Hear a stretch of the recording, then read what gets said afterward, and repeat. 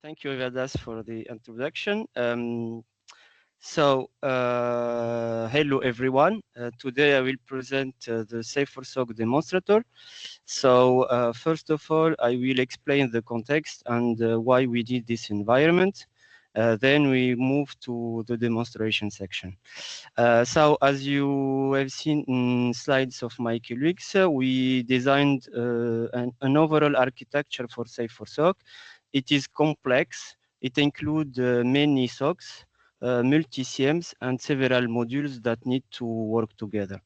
Also we need the test environment to test the technical integration of the different modules and also their usability by the end users.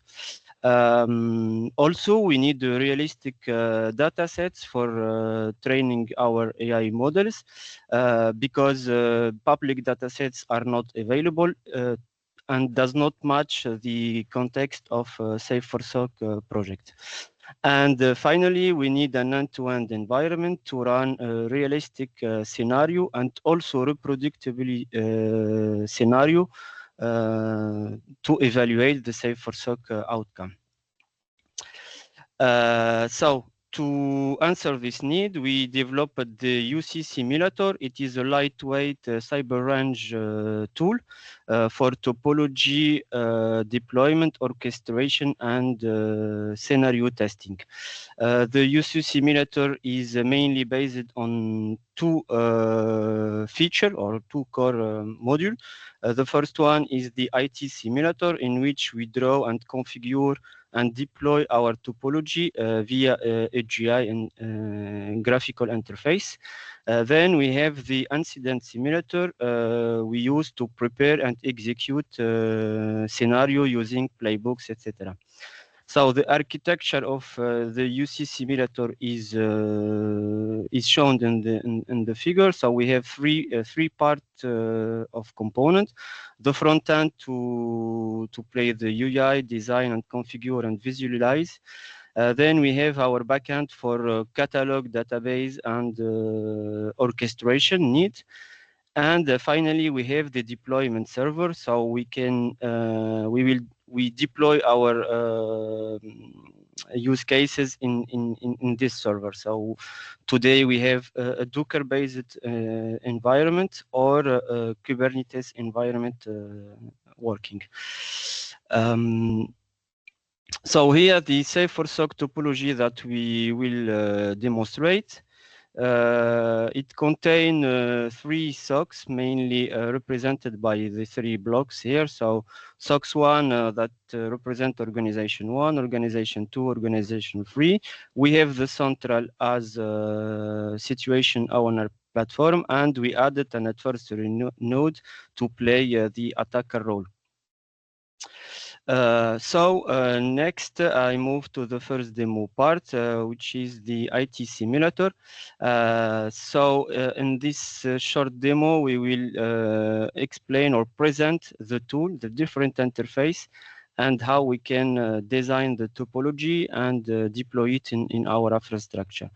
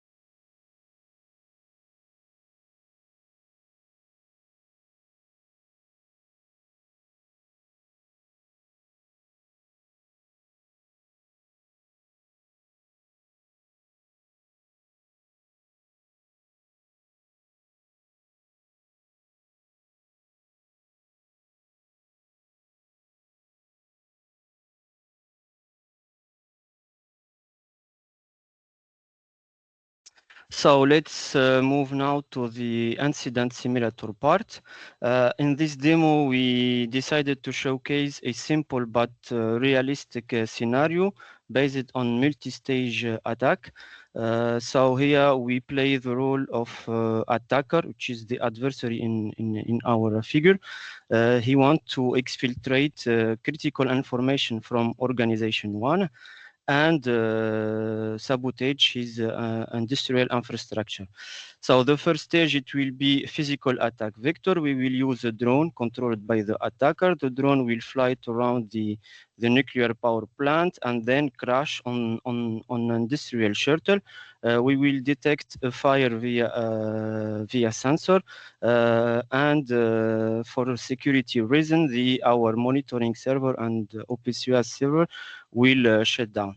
So we will detect an availability of this server, and all alerts will be stored and shared via IDMA v2 format.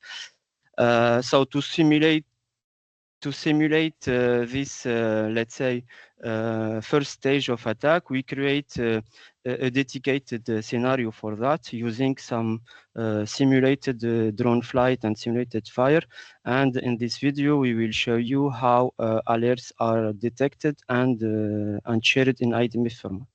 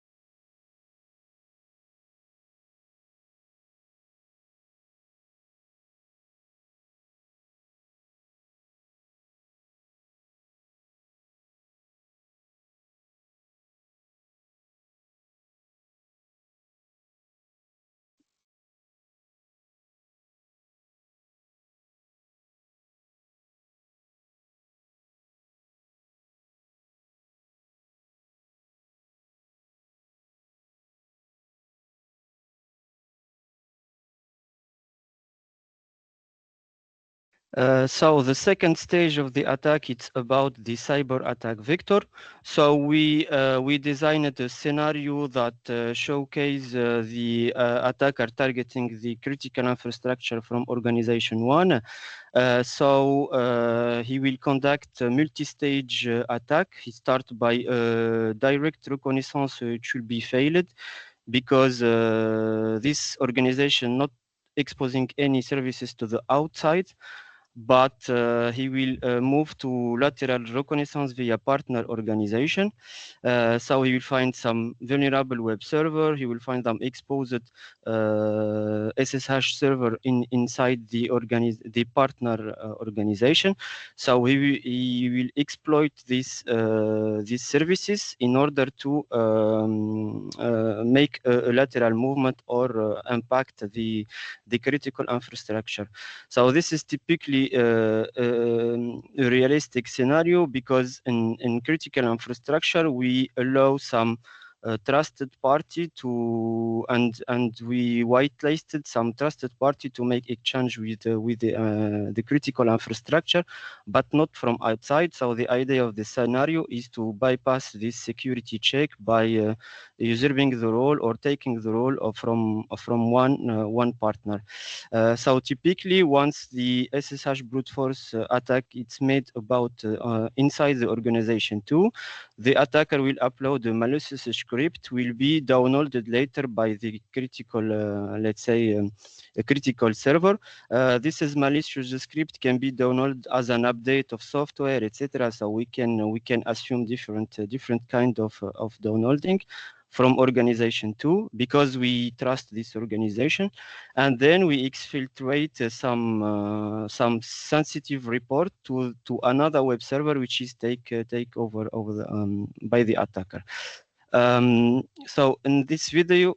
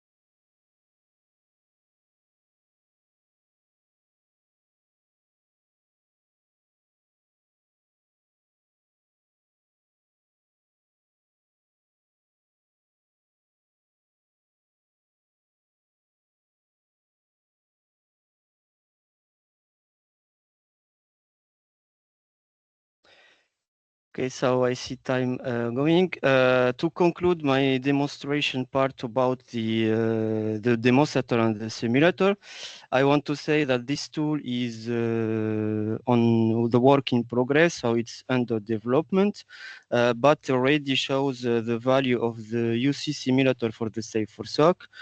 It helped us to validate multi-SOC alert sharing, test the different CM connector developed in the project, test the detector probes, for example, Sericata for network intrusion, which is adapted to IDMAV2 standard. And the next step will be to play with tool to create other scenarios in order to identify gaps in IDMAV2 format in order to improve it, and also to generate data sets for AI training for the situation awareness platform. So thank you for listening. Thank you, Radhouene. We have one question coming up, so take a look at it, and if it is straightforward answer, we can take it here. Otherwise, we will pass it for questions and answers session. Someone have wrote, looks very interesting. What's the fidelity level of a simulator? Is it generating synthetic alerts or actually simulating live attack traffic against representative CM instance? Okay, so I want to say the UC simulator that we design, it is play the role of hybrid simulator. So we use both controlled and synthetic event because in the project we developed a log IDMAV2 generator. So we use it to generate IDMAV2, but also we play a realistic attack that I showed in my demo, stage 1, stage 2. This attack simulation generate real data. So in the background, we create a script to run the real attacks, etc. So yeah, I want to say we use both controlled, synthetic, and realistic. Okay,